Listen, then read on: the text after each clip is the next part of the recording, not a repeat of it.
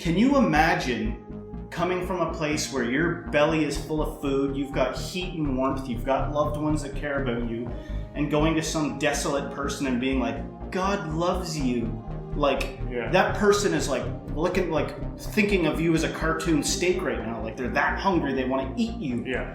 You know, I was accused on this thing of, that guy on the right is, he needs to learn how to put himself in someone else's shoes. But I wouldn't do that fucked up shit where you go to somebody and you tell them, you're coming bearing gifts of love. You know what love is? Love is doing something about it. You doing it. Maybe we're the vessel from which love comes into the world. Yeah. It seems our responsibility. If you want love to be in the world, then be love. Yeah. If you want that to exist, if you want that to be a reality for you and it not be a psychological game you play with yourself, then go be loving, and then you will know what love is.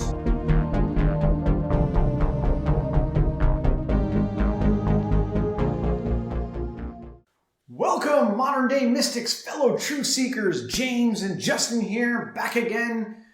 This video, we're going to do another Sadhguru reaction, but this one's a little bit different. This was a request, and this one actually has another spiritual teacher whose name is Zakir Naik. I think he's a Muslim apologist. I don't know if you can use apologist in the Muslim faith, but I think he's a defender of Islam or whatever.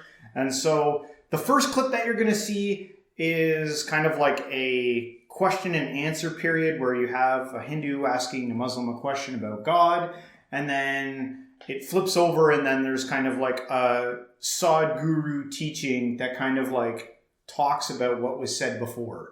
So we'll take a look at it, unpack it, and let's get into it. Yeah, we heard about that the Vedas say that don't make any images of the God. Yeah, whoever worships anything which has been created throws himself in darkness, right? The difference between Bhagwan and Allah is that Allah says that if you worship anyone apart from me, I will punish you forever and ever, and I will not spare you of this sin. But nowhere in Hinduism's books would you see that Bhagwan is saying, okay, if you worship anything apart from me, you will be put in Narak, which is the Hindi word for hell, forever and ever.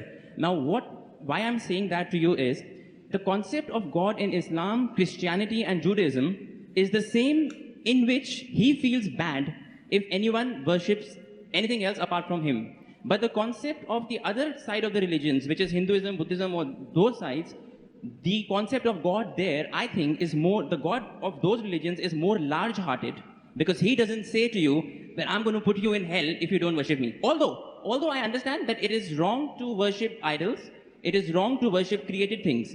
But I do feel that because that, I somehow feel that, basically God, there is nothing like him, right? So why in the Quran or the Bible or the Jews scripture, we are attributing a human feeling to God that, let us say, my father gives me everything, he gives me all the money, and I give that money to the poor people, right? Now one day, if I forget my father, so my father will feel bad. But this is a human nature. God is more large-hearted than that. Even if I don't worship him, he should have no problems. He should not put me to hell because that's egoistic. So I can see why he might come to that conclusion. He's like, well, why is it that God is feeling bad that, it's God? Why are we giving human attributes to God? And he's got this conclusion, like he says his scope of God seems more accurate because God is all loving and doesn't require you to pick one individual set of beliefs. I can't decide which one I think is more ridiculous. Okay. Like sometimes I'll get into a conversation with a religious person and they'll be fervent about what they believe the nature of God is, like as if they know. And it's like, well, how do you know? And it's either because the book says so, end of argument, or something to do with a feeling, something they've interpreted through their sense organs. Yeah. I don't understand. I can't equate that to, and people will be like, well, then you just don't understand. Well, maybe I don't, or maybe there's a psychological issue here. Maybe it's got something to do with your psychology. Mm. Now, I don't understand somebody being like, why do they think God is this tyrant person? And, when God's clearly an all-loving God. It's like, bro, have you seen reality? Have you seen it? Have you checked out reality recently? Yeah. You know, reality's got all kinds of, there's some bad stuff. Yeah, there's some horrors inside of reality. You know, like... Or unless our definition or what we think of love is wrong too, right? It could be, but then you can't really use the word love anymore, because I've heard that thrown around all over the place too. God, people talking about love. And it's like, well, I was only taught to think love is defined as this. If it turns out love is all this stuff that currently is labeled as horrible shit, then love isn't I gotta redefine the word love. Yeah. Yeah. Which we might have to. So why would we lose that word then? Why wouldn't you call it something else, like scubabe? Like, why wouldn't you call it a different word if it's something else? If it's has all the characteristics of something else. Yeah. You know what I'm saying? Yeah. Okay. Well, let's keep her going. Let's see what the response is here. Egoism is a part of human nature, not of God, is what I feel, according to my understanding. Yeah. That in Islam, if you don't do this, I'll punish you. That is a human nature. That if the father gives money to the son, son gives in charity, tomorrow the son doesn't ask about the father, so father feels bad. It's human nature. I agree with you. God is far superior. I agree with you. Yes. So why does God feel bad? Yes. Very good question. Very intelligent question. Inshallah, you will get convinced. I won't ask you to accept Islam in public. Oh, sure. That we have done that yesterday. Yes. The Quran says, Allah subhanahu wa ta'ala does not require you, you require him. Now coming to the question. Now I'm making your question more easy. Why we have to say Allahu Akbar, Allah is the greatest? Allah asks you to say Allahu Akbar, Allah is the greatest. Tomorrow if you don't say Allah is the greatest, do you think Allah will become less? No. No. Yeah. Whether you say or not, Allah is already the greatest. Irrespective whether you say or not, it will make no difference, not even an iota of difference. He is already the greatest. He will remain irrespective whether you say or not. Why does he ask you to say that is the question. The question is, Allah subhanahu wa ta'ala knows the human psychology. For example, your mother has a heart attack. And now, you have heard of a very famous heart specialist in the world. If you know he's famous, he will give you some advice for your mother. Another person who's unknown, he comes and gives you advice. Whose advice will you follow? Repeat again, sorry. If your mother has a heart attack, Yeah. there's a person who you know is the most famous heart specialist in the world. I would follow the advice of the specialist. Why? Because you know he's number one, he's most famous. So the reason Allah asks you to praise him is not for his benefit, it's for your benefit. Because the moment you praise Allah, you will follow his advice. Agreed. By following his advice, Allah will not benefit, you will benefit. Yes. By the doctor giving advice to you, he will not benefit. Yes, you may give him fees so that way he'll benefit. You aren't giving any fees.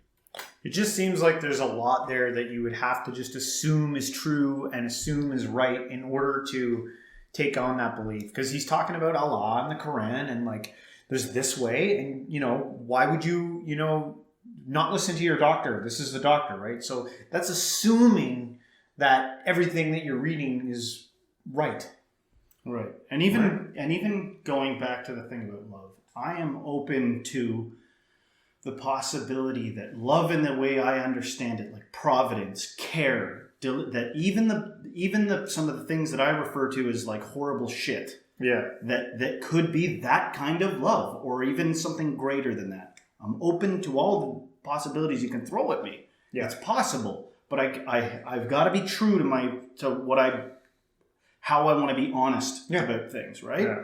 Can you imagine coming from a place where your belly is full of food, you've got heat and warmth, you've got loved ones that care about you, and going to some desolate person and being like, God loves you. Like, that person is like thinking of you as a cartoon steak right now. Like, they're that hungry, they want to eat you. Yeah. I was accused on this thing of, that guy on the right he needs to learn how to put himself in someone else's shoes. But I wouldn't do that fucked up shit where you go to somebody and you tell them, you're coming bearing gifts of love. You know what love is? Love is doing something about it. You doing it. Maybe we're the vessel from which love comes into the world. Yeah. It seems our responsibility. If you want love to be in the world, then be love. Yeah. If you want that to exist, if you want that to be a reality for you and it not be a psychological game you play with yourself, then go be loving and then you will know what love is. Yes. Go try to do it. Put action into practice. Yeah. Do you need a book for that? Do you need anything for that? No, it's experiential. You go do it and you see what the results are. Yes. Yeah. All right. Continue it on. What you unfortunately know as religion in the world today is just somebody's belief systems. Somebody believes God is round, somebody believes God is square, somebody else believes he's a triangle. That's the situation, isn't it? And you must understand this. Once you start believing in something which is not yet a reality for you, you are bound to be in conflict with somebody else because somebody else is bound to believe something else. No, I believe in my God, but I am not a violent person, I will not fight with anybody. All this is just make-up. If they provoke you sufficiently, you will fight. So I think what he's saying there is like, just with your beliefs alone, they're bound to get you into trouble because you're never going to be able to find everybody believing the exact same thing you believe. And if you believe something fervently enough, you know, it becomes like a virus almost, a belief without an experience, because then you are now out there trying to get everyone on board with you. Right? And I think that's what he's kind of getting at there. Right.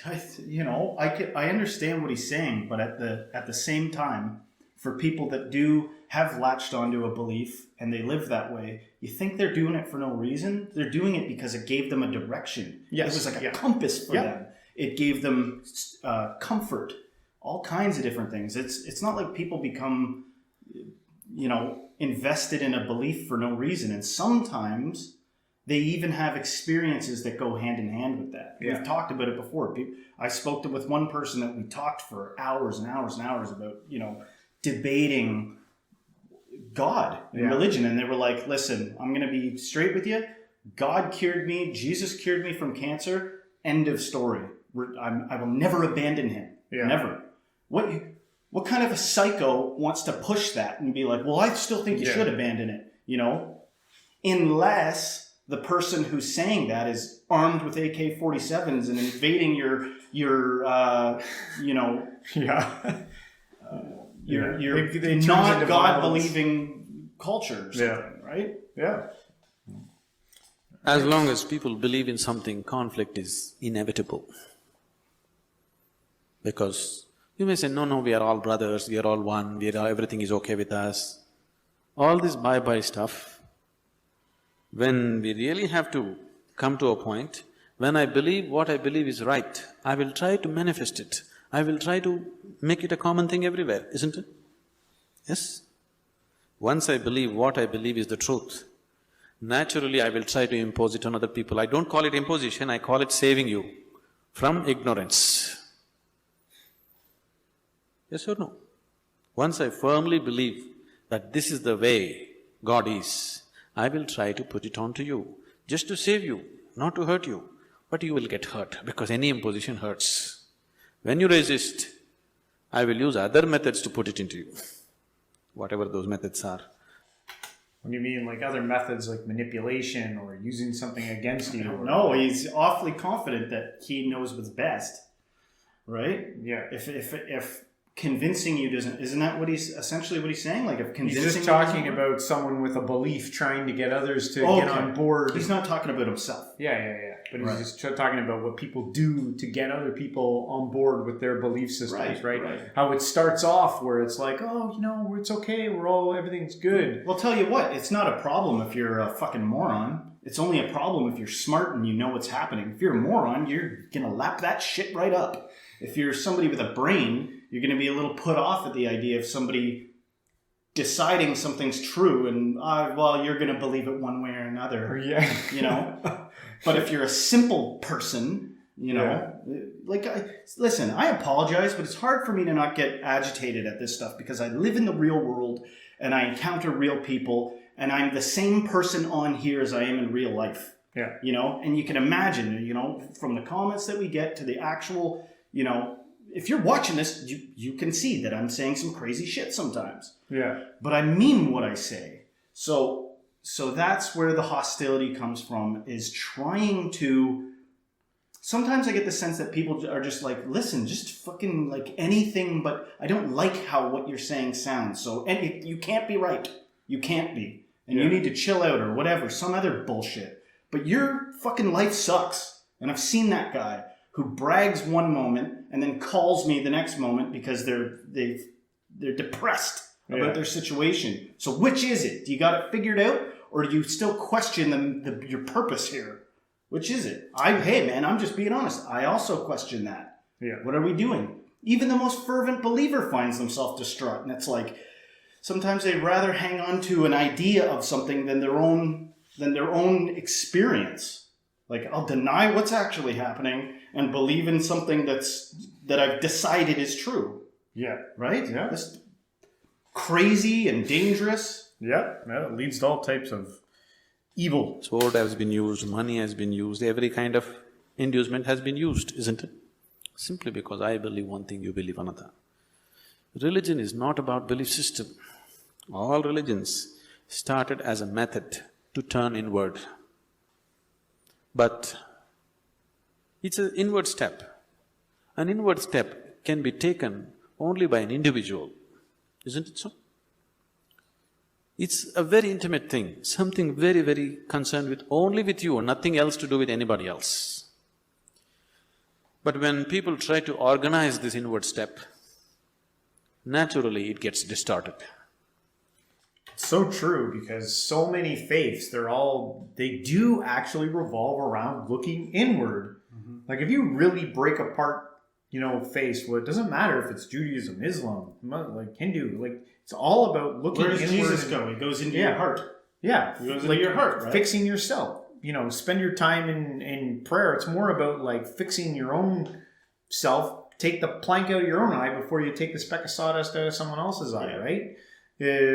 And that what he's saying is it gets distorted as we try to we turn it into these groups. Everyone gets together in this collective groupthink, and then it becomes something totally else. Let's build a monolith. Yeah, let's build a statue together. Yeah. And then it's like you lose the whole idea of what it was there originally to do. Yeah, and there's people that talk about this whole phenomenon. There's quotes that point to this idea that there emerges a prophet, there emerges somebody speaking the truth. They're usually hated by the powers that be while they exist, or people that shut the fuck up. We believe Moses. They're usually given a hard time by people that just want the status quo, these philosophers, these seers, these prophets. Yeah. And then what happens is, same thing that happens to an artist after he fucking dies sometimes. They take all his teachings and shit and build a religion around it, still not living the way he told you to live. Yeah. The guy says, abandon your building up your treasures on the earth. Yeah. Don't abandon that. They don't fucking abandon it. Yeah. And walk around, in the fanciest clothes you can fucking find, saying they believe this person. Meanwhile, the person was like, hey, by the way, you will know my followers because they'll be doing what I fucking said to do. Yeah. And it's hard to do what they say to do. Yeah. Sometimes there's endless lists of rules that it's like, you ever look at the Old Testament, the rule book that goes along with being a Hebrew? Yeah. Good fucking luck, man. I think it's like a sin to be on your period. Yeah. Just kidding. And not actually, but you know what I mean? Yeah. Like it's... Yeah, I hear what you're saying. All right. Now we want to do our religion on the street. Religion cannot be done on the street, it can only be done within you. If you become truly religious, you must be beyond any kind of conflict, isn't it? Both within and outside. That is the whole crux of the religion, isn't it? But today religion means conflict. If you utter the word religion, you're talking generally in terms of conflict that is happening in the world, isn't it? This is because you have reduced an inward step into your set of beliefs. Because if you have to take an inward step, you have to transform yourself. If you have to believe something, you don't have to transform yourself. That's the crux of it right there, right? It's like if you turn inward, anyone who spends enough time looking inward realizes like, oh my God, there's things inside of me. Oh my God, I have to change. And then it's like, but that's what happens. It becomes a distraction show. It's like, we've got a bake sale on Saturday to raise money for this. Yeah. You all got to come out on Sunday for this. You got to come out Wednesday night for this. You got to do this. So you're doing that. And you're just like, you're so busy now that there's no time for inside work. Oh, and it keeps psychologists in jobs. It keeps therapists and pharmaceuticals and anything to distract you from looking at what's really going on inside. Oh my God. And I'm not saying that from some place of authority. We're saying that from a place of like observing it in ourselves. Still learning. I'm not talking to the guy who's like, I don't know what the fuck you're talking about. I'm not talking to you. Take it easy, keyboard warrior. I'm not talking to that guy that's like, what the fuck? I'm talking to people that are actually trying to figure out what the fuck is going on here. All right, keep going, son. Do whatever nonsense you want and still believe God is up in the heaven, isn't it? Yes? The crudest people, the cruelest people on the planet have always been talking about God, isn't it so? Yes or no? All the warmongers in the world have been talking about God, isn't it so? And God has been helping them. See, the moment you believe something, you have a new kind of confidence. That's the biggest problem. When idiots become very confident, the world is in danger. An intelligent person is constantly hesitating with life. With every step he wonders whether what he's doing is okay or not. But a fool has absolute confidence. And when his stupidity gets stamped by God, that's it. No looking back. Just can go on doing the most idiotic things without any problem about it. The very nature of your intelligence is such that if you do something stupid today, tonight your intelligence will bother you. Why did I do this? Isn't it so? But if you get God's stamp on your stupidity, you don't have to turn back and see. You can do grossest things on the planet and not bother about it. Feel very proud that you're anyway going to go to heaven because you did all this nonsense. I gotta say something about that. Because although I understand what he's saying and he's making an excellent fucking point, I think there's like, it sounds like something Charles Bukowski would say is like, the problem with the world is that idiots are so confident and intelligent people are so reluctant to take action. He's making an excellent point. But if you don't think that there's plenty of Christians that go every night, go to bed full of guilt because of all the mistakes they made, that's not true. Oh yeah, not just Christians. It would be any faith that revolves around their their eternity, depending on how well they're following their impossible texts. And he also mentioned there about like powers, like world powers and stuff like that. It's incredible. Like every side thinks that God's on their side. Like I just listened to Putin's address, which is like painstaking to try and listen to that with an interpreter behind it, but it's worth listening to, hearing from the other side talk, because they believe that God's with them. Like just the way America is like, and God keep our land safe. He watched as they cause war and havoc all over the planet. And they think that God is on their side the same way Putin, doing the exact same thing, thinks that like we are here to defend the values of family and God and what is right in this world. Both sides at war think that God's on their side. I don't even know who the fuck we're talking to, but I can tell you this. I believe if you watch us and you get something out of this, in my opinion, this sounds so fucked up, but I think you're smart, because I believe that there's a lot of people that never get to that freaked out point where they're like, wait a minute, Putin believes that, they believe they're doing God's will? Am I doing that? Am I walking through life believing I'm doing God's will? And then the next step is you're going to go, all right, fuck all this religion shit. Let's just stick to science. Science will save us, right? That's the appropriate next step. And then the step after that is a return to, wait a minute, reality's fucking magical. And there is some spirituality here. It's a step-by-step process. If you're smart, you know what the fuck I'm talking about. If you're not, you're going to be, you're either, if you're smart, you might be concerned for me. See that I'm having a breakdown right on camera. But you'll be able to see through it and see the gist of what I'm saying. It's terrifying. It's so true, man. There are plenty of people that have been, are autonomous, walking the earth, that are fucking dangerous because of what they believe. That's true. For sure. All right, let's wrap it up in the last minute here. There is no experiential dimension. You're just believing something. Once you believe something, your belief and somebody else's belief are bound to clash somewhere. The conflict in the world is not between good and evil, please see this. Though people always claim it is so, it is not true. It is always one man's belief versus another man's belief. So religion has become a problem because we have reduced it into just a set of beliefs. If it was experientially true that you really felt God, then could there be conflict? No. There is no such possibility, isn't it?